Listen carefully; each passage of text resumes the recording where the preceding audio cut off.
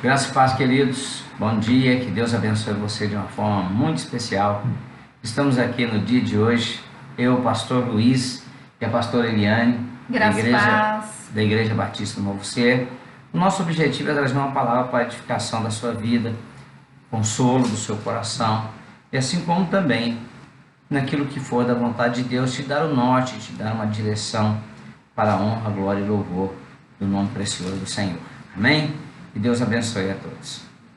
Graça e paz, Deus abençoe a sua vida. Nós estamos aqui com saudade e eu gostaria de compartilhar com vocês um texto que está escrito no livro de Salmos, capítulo 1, verso de número 2. Antes tenha o seu prazer na lei do Senhor e na sua lei medita de dia e de noite. Esta é a palavra do Senhor. Vamos meditar na palavra? Sim, pastora, eu quero compartilhar com os irmãos nessa manhã, aproveitando a oportunidade de a gente estar junto aqui, a gente poder ser usado por Deus para a edificação da igreja, amém?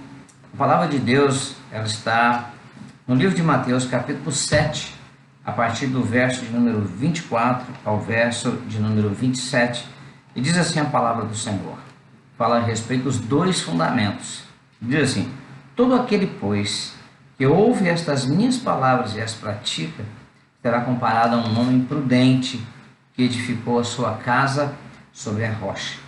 E caiu a chuva, transbordaram os rios, sopraram os ventos, deram com ímpeto contra aquela casa, que não caiu, porque fora edificada sobre a rocha. E todo aquele que ouve estas minhas palavras e não as pratica, será comparado a um homem insensato, que edificou a sua casa sobre a areia. E caiu a chuva, transbordaram os rios, sopraram os ventos, e deram com ímpeto contra aquela casa. E ela desabou, sendo grande a sua ruína. Amém?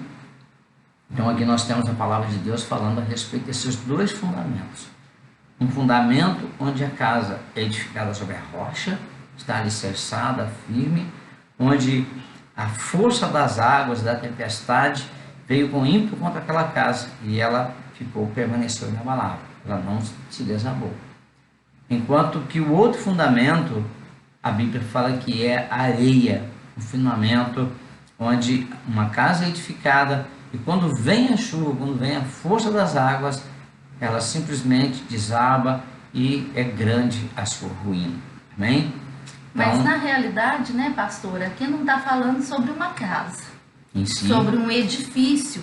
Essa casa que nós construímos, que tem os seus alicerces de ferro, de cimento, não é? Essa casa que está sendo edificada aqui, ele está falando da minha vida, ele está falando da sua vida. Claro, sem dúvida nenhuma.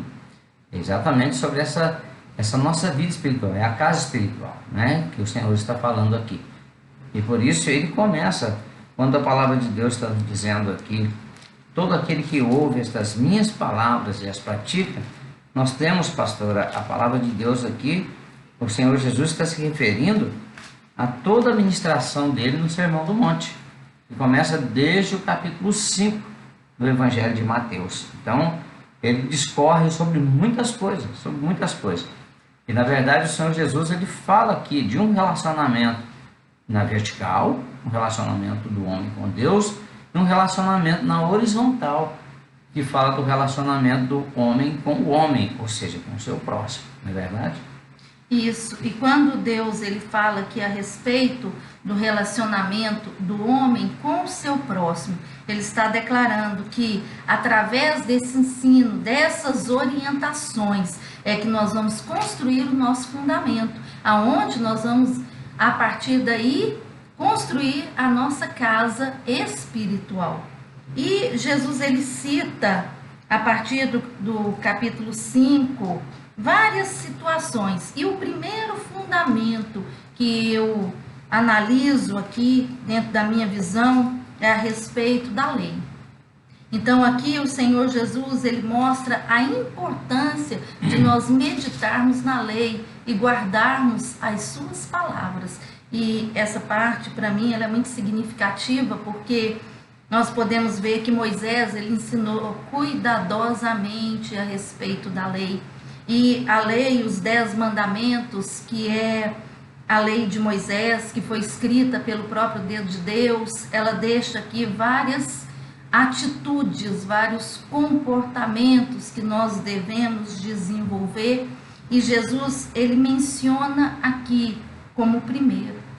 Por isso que é necessário a gente ler a Bíblia, a gente conhecer a palavra e através do nosso conhecimento da palavra, nós começarmos a pautar as nossas atitudes, as nossas ações. Sim, pastora.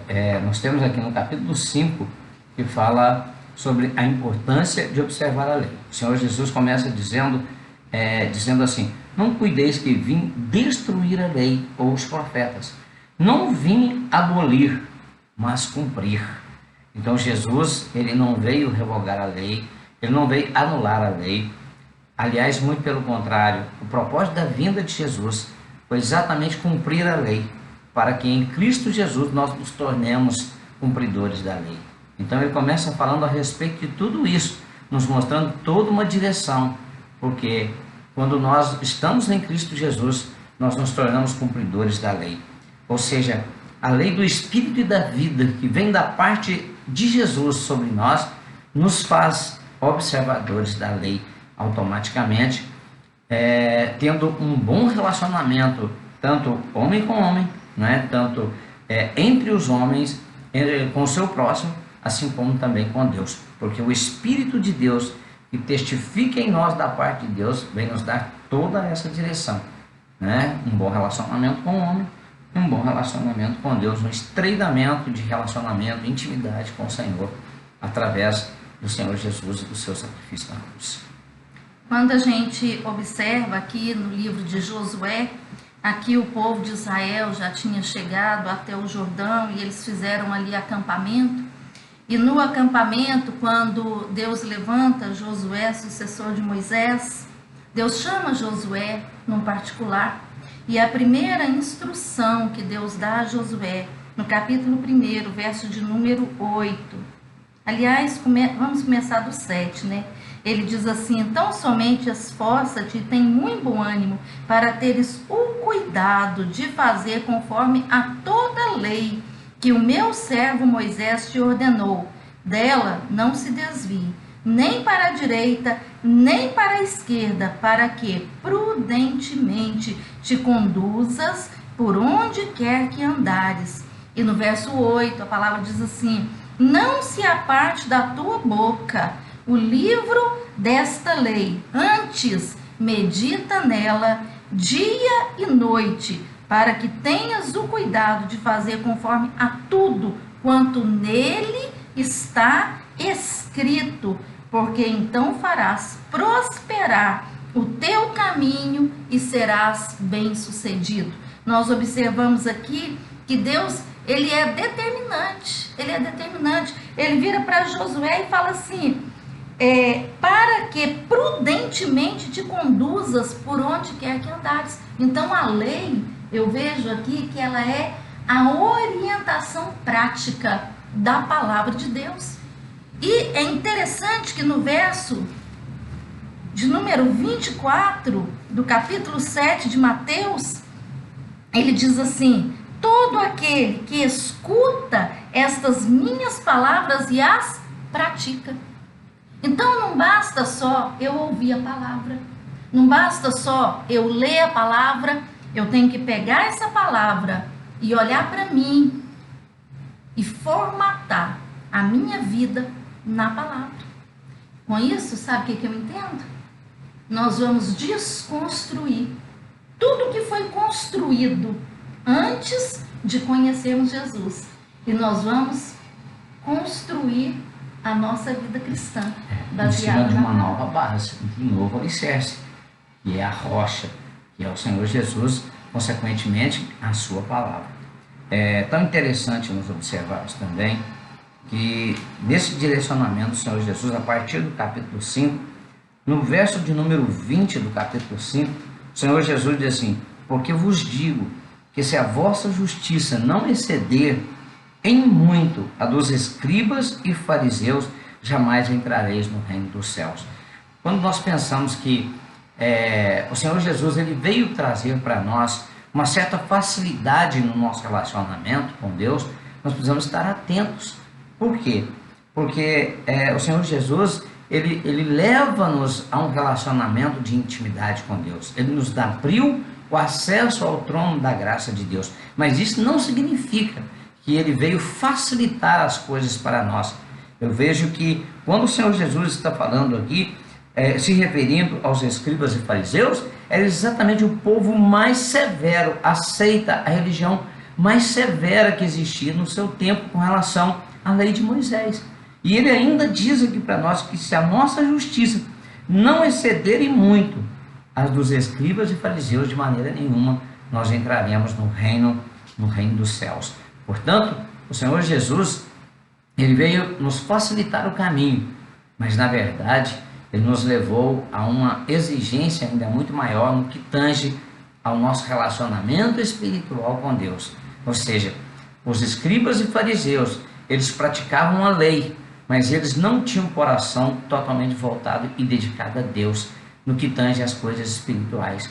Eles eram severos com o que diz respeito à ordenança, ou seja, a palavra no sentido prático, vamos assim dizer, mas não espiritualmente. Eles não eram totalmente convertidos.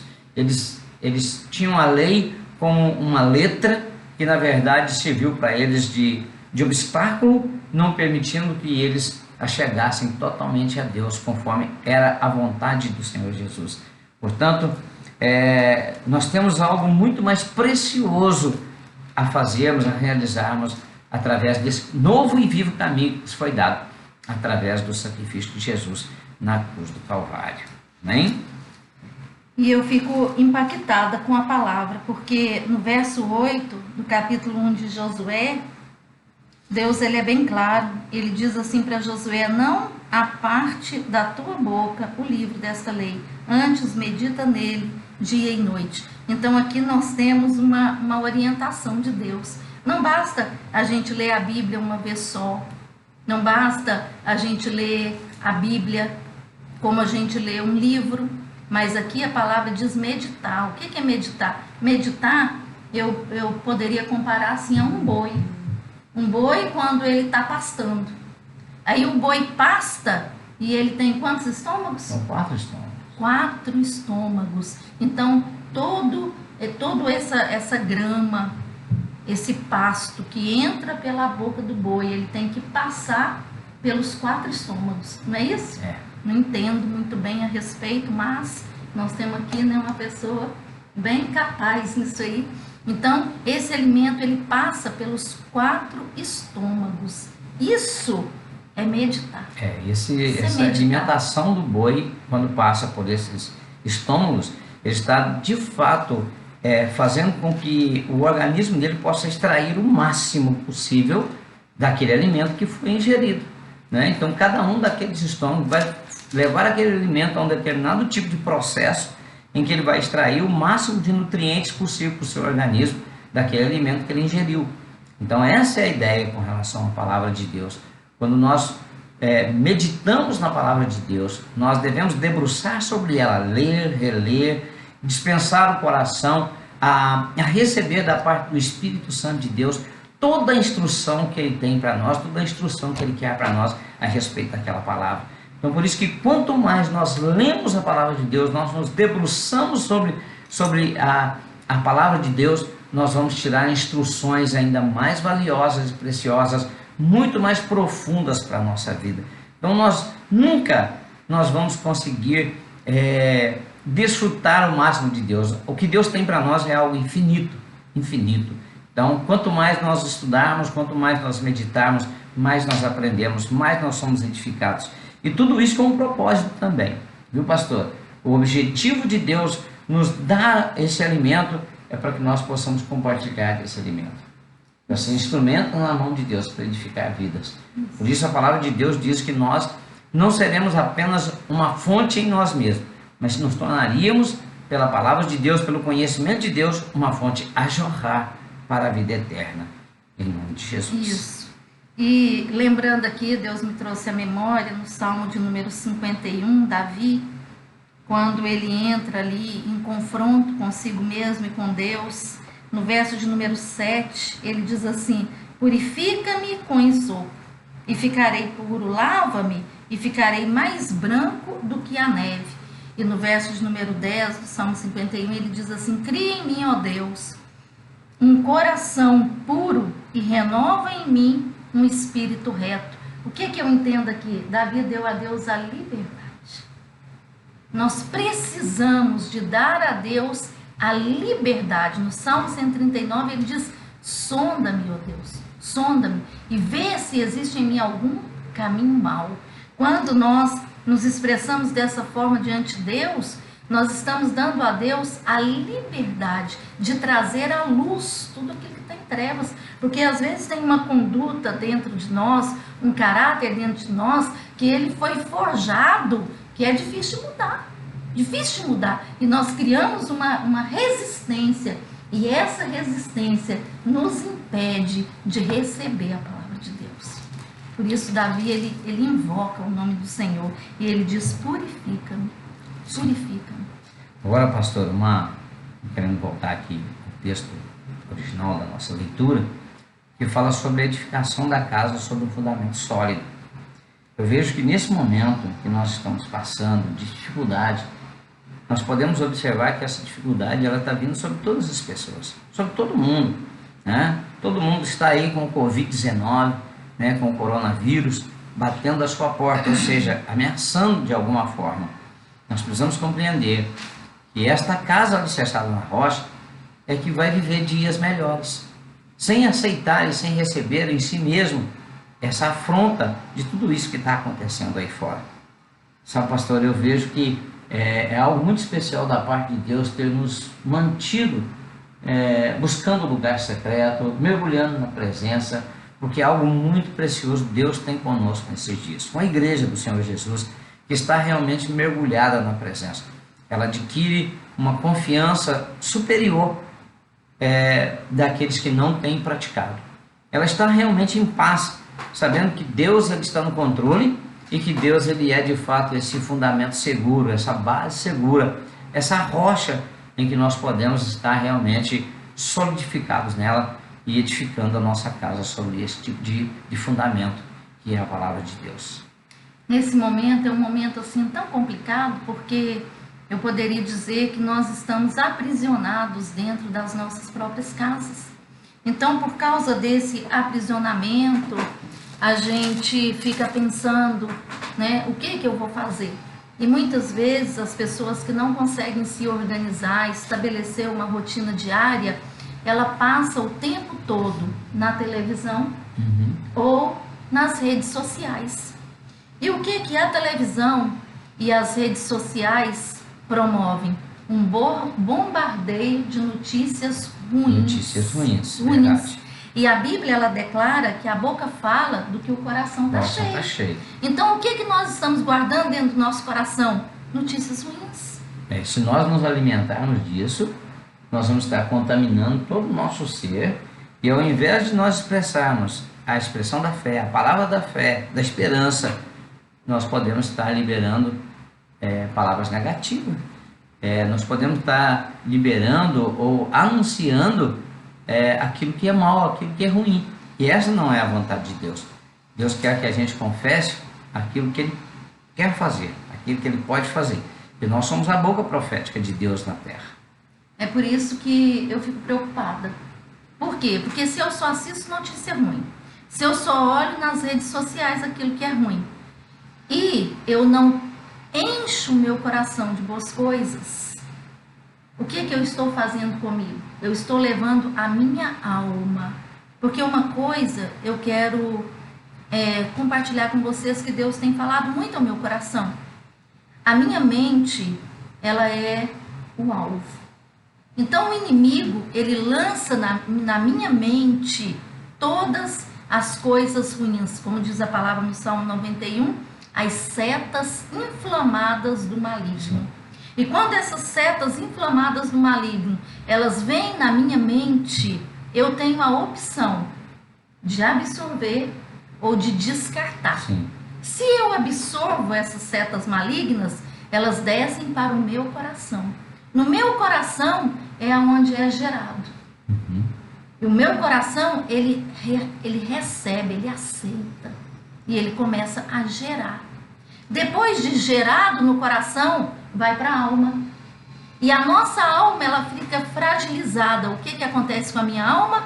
Aí eu vou guardar tristeza, angústia, ansiedade, medo, pavor, horror. E a partir daí, a minha alma, ela alimenta todo o meu corpo. Todo o meu corpo. Então, os meus pensamentos já são ruins. As minhas palavras, elas já são ruins. E a partir daí, eu vou ficar mal. Eu vou ficar muito mal. E quando eu fico muito mal, eu perco a fé e a esperança. É por isso que a palavra do Senhor, ela diz assim: medita no livro desta lei, para que você prospere em todos os seus caminhos. Prosperar em todos os nossos caminhos.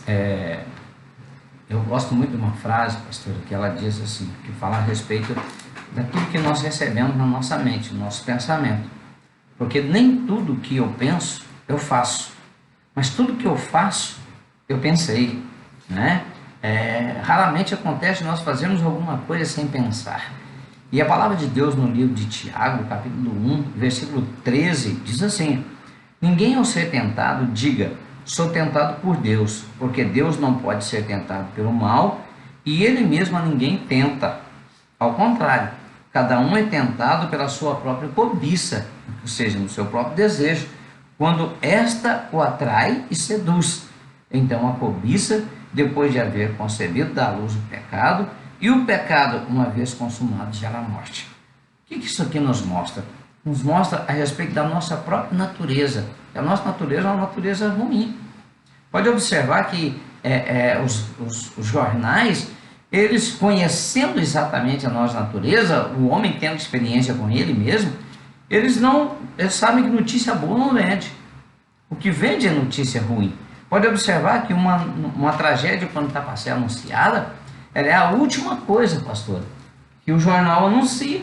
Aliás, durante toda a edição do jornal, ele vai anunciando uma expectativa do próximo bloco, deixando sempre a notícia pior por último, para prender a atenção da pessoa até o final daquela edição, para dar aquela notícia ruim, aquela notícia má. Então, a nossa própria natureza, ela já é uma natureza que não coopera para as coisas boas. Nós queremos as coisas ruins, nós queremos saber o que aconteceu de ruim e de mal. Então nós precisamos ter muito cuidado com isso, porque tudo aquilo que nós alimentamos, a nossa fonte, é isso que a nossa fonte vai jorrar.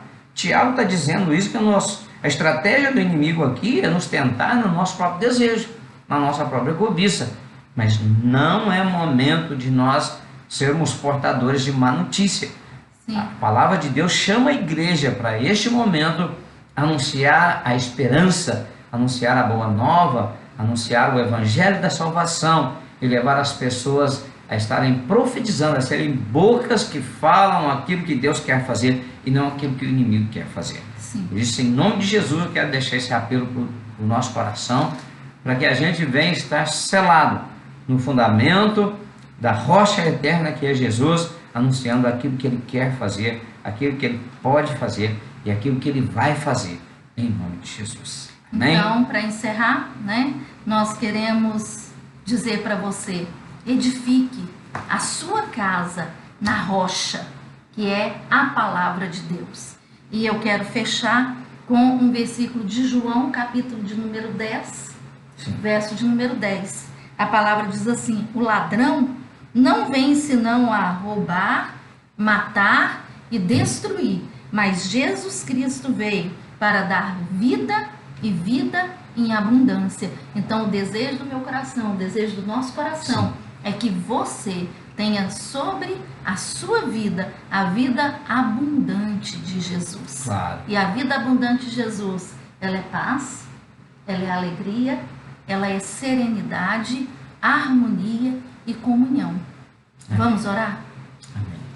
Eu quero só dizer a você, neste momento, de uma forma muito especial, que você use esse tempo que você está em casa, um tempo que você tem comunhão com sua família, para você realmente meditar na palavra de Deus e se alimentar da palavra de Deus e deixar com que você seja de fato essa fonte que jorra Jesus por todos os lados, porque Jesus vai mudar a sua mente, mudar o seu coração e vai te encher de fé, vai te encher de esperança, e você vai atrair aquilo que é bênção da parte dele para a sua vida, e o seu coração vai estar consolado. Espírito Santo de Deus, vá ao encontro, Pai, da necessidade dessa casa, da necessidade dessa família, e pelo teu poder, Senhor, ela seja uma pessoa avivada, renovada e ministrada pelo teu Espírito e pelo teu poder, de forma, Pai, que a sua casa, a casa desse irmão, dessa irmã, a casa dessa pessoa, seja uma casa guardada, protegida e marcada pelo Senhor, pela tua doce e santa presença, em nome de Jesus. Amém. Amém. Muito obrigado, meu Deus. Amém, querido. E eu quero profetizar sobre a sua vida neste momento. Que o Senhor te abençoe e te guarde. Sim. O Senhor faça resplandecer o seu rosto Senhor. sobre ti, Sim, e tenha Senhor Jesus. misericórdia de ti. O Senhor sobre ti Jesus. levante o seu rosto e te dê a paz. Fique com Amém. Deus. Que Deus te abençoe. Abençoe a sua vida. Deus abençoe a sua família. Em nome de Jesus, que a sua casa seja o lugar onde o Senhor escolheu para te guardar, para te proteger e para te sustentar. Em nome de Jesus. Amém.